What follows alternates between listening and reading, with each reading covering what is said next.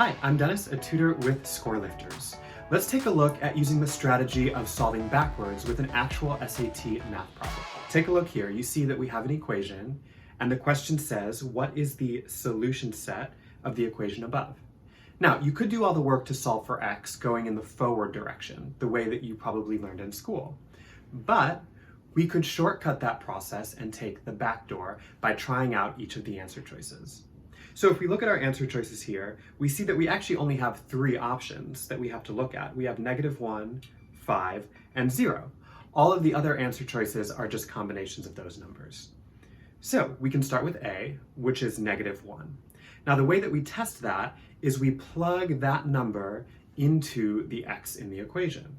So we see that we can plug -1 into these two x's here.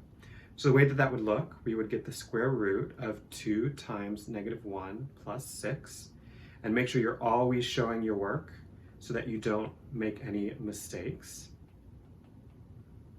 And then if we solve that out, we're going to get the square root of 4 plus 4 equals 2, which will give us 6 equals 2. Now, obviously, it's pretty clear that that is not right. We know that 6 does not equal 2. So this answer choice, -1, does not work. So we can eliminate the answer choice A. Now, since -1 doesn't work, well, we see that that's also in C and D. So we can eliminate those answer choices as well. Now that only leaves us with one answer left, B, which means that must be the answer.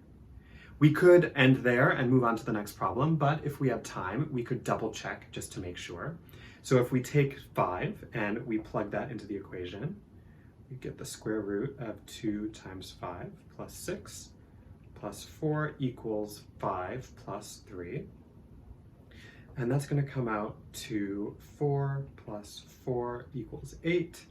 And 8 equals 8. Obviously, 8 equals 8. We know that. So this worked out, and B is indeed the right answer.